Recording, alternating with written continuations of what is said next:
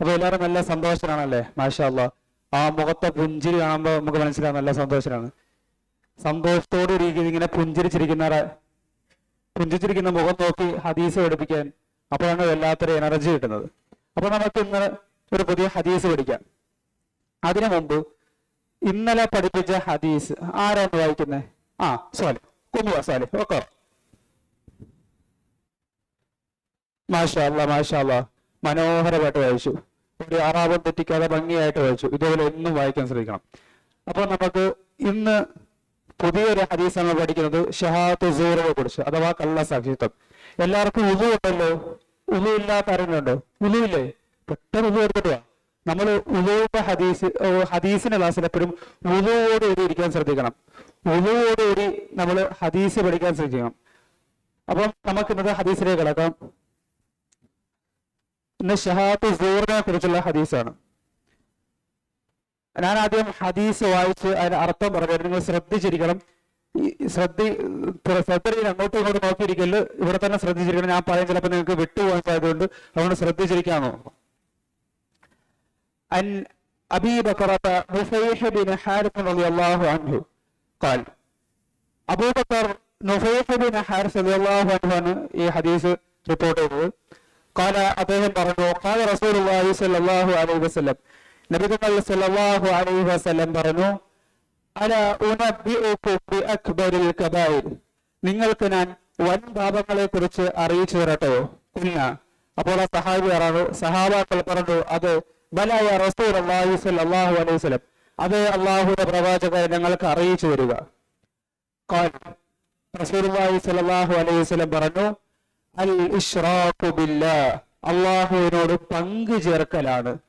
രണ്ടാമത് നബിതങ്ങൾ പറഞ്ഞു, വഉഖൂഖുൽ വാലിദൈൻ, മാതാപിതാക്കളോട് അനുസരണക്കേട് കാണിക്കലാണ്. വകാന മുത്തഖിഅൻ ഫജലസ, നബിതങ്ങൾ സല്ലല്ലാഹു അലൈഹി വസല്ലം ചാരിയിരിക്കുകയായിരുന്നു. പെട്ടെന്ന് നബിതങ്ങൾ നേരെ ഇരുന്നു.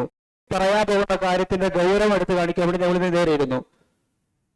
അണ്ട് നബിതങ്ങൾ പറഞ്ഞു, ഫഖാൽ അലാ വഖൗലു സൂർ അലാ വശഹാദത്തു സൂർ, നിങ്ങൾ അറിയണം, കള്ള സാക്ഷിത്വമാണ്. ഖൗലു സൂർ എന്നുള്ളതും ഷഹാദത്തു സൂർ എന്നുള്ളതും കള്ള സാക്ഷിത്വം എന്ന് പറയുന്നതാണ്. നബിതങ്ങൾ ഇതിനെ ആവർത്തിച്ചുകൊണ്ടേയിരുന്നു. ഖൗലു സൂർ, ഷഹാദത്തു സൂർ നബിതങ്ങൾ ആവർത്തിച്ചുകൊണ്ടേയിരുന്നു. ഹത്താ ഖുൽനാ ലൈതഹു സഖത, നബിതങ്ങളൊന്നും മിണ്ടാതിരുന്നെങ്കിൽ കൊള്ളാമെന്ന് സഹാബാക്കളെ പറയുന്നത് വരെ നബിതങ്ങൾ ഇതിനെ ആവർത്തിച്ചുകൊണ്ടിരുന്നു. മുത്തഫഖുൻ അലൈഹി, ഈ ഹദീസ് മുത്തഫഖുൻ അലൈഹി ഹദീസാണ്. മുത്തഫഖുൻ അലൈഹി എന്ന് പറഞ്ഞാൽ ഇമാം ബുഖാരിയും ഇമാം മുസ്ലിമും റിപ്പോർട്ട് ചെയ്യുന്ന ഹദീസാണ് മുത്തഫഖുൻ അലൈഹി എന്ന് പറയുന്നത്. ഇനി നമുക്ക് ഇതിന്റെ ലുഗത്തിലേക്ക് ഒന്ന് കടന്നു ചെല്ലാം. ലുഗത്ത് എന്ന് പറയുന്നത് ഭാഷയുടെ ഭംഗി എപ്പോഴും ലുഗത്തിലാണ്. അപ്പം ഇവിടെ നോക്കി കഴിഞ്ഞാൽ അലാ ഉനബ്ബിഉകും ബിഅക്ബരിൽ കബായിർ, ഉനബ്ബിഉകും, നബ്ബഅ യുനബ്ബഉ എന്ന ഫിയലാണിത്. അതിന്റെ പ്രത്യേകത ആർക്കെങ്കിലും അറിയാം? ആരാ പറയുന്നത്? മാഷാ അല്ലാഹ്, സെയ്ദ് പറഞ്ഞു. അത് തന്നെ, 3 മഫ്ഊലിലേക്ക് വിട്ടു കിടക്കുന്ന ഫീലാണിത്. ഇതിന്റെ ബൈത്ത് നമ്മൾ തൊഫ്തയിൽ പഠിച്ചിട്ടുണ്ട്. അതൗ ഇലാ ഫലാസത്തിൻ അംബഅറ അഅലാ മനബ്ബഅ അഖ്ബറൂഹു ഖബ്ബറ. മാഷാ അല്ലാഹ്, അത് തന്നെയാണ് സംഭവം. പിന്നെ അൽ ഇശ്റാഖു ബില്ലാഹ്, അല്ലാഹുവിനോട് പങ്കു ചേർക്കൽ. ഇശ്റാഖ്, അശ്റക യുശ്രികു എന്ന അഫ്അല യഫ്അലു വസ്നുള്ള അശ്റക യുശ്രികു എന്നതിന്റെ മസ്ദറാണ് ഇശ്റാഖ് എന്നുള്ളത്. പിന്നെ നമ്മൾ നോക്കിയാൽ മുത്തഖിഅൻ ഫജലസ, മുത്തഖിഅൻ എന്നുള്ളത് എന്താണെന്ന് ആരാ പറയുന്നത്? വീണ്ടും സെയ്ദ് തന്നെ. മാഷാ അല്ലാഹ്, അത് ഇസ്മ ഫായിലാണ്. എന്താ?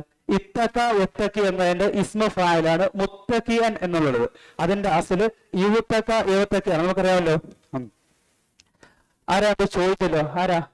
എണ്ണിച്ചോ, നാണിക്കല്ലേ, നാണം കാണിക്കല്ലേ, സംശയം എണ്ണിച്ചു ചോദിച്ചോണം. മാഷാ അല്ലാഹ്, ഇവിടുത്തെ വാവ് അത് തന്നെ. സംശയം ഉള്ളത് ചോദിച്ചോളം, നാണിക്കാൻ പാടില്ല. നാണിച്ച് നരകത്തില്, ചോദിച്ച് സ്വർഗത്തിൽ എന്നാണ്. കേട്ടിട്ടില്ലേ?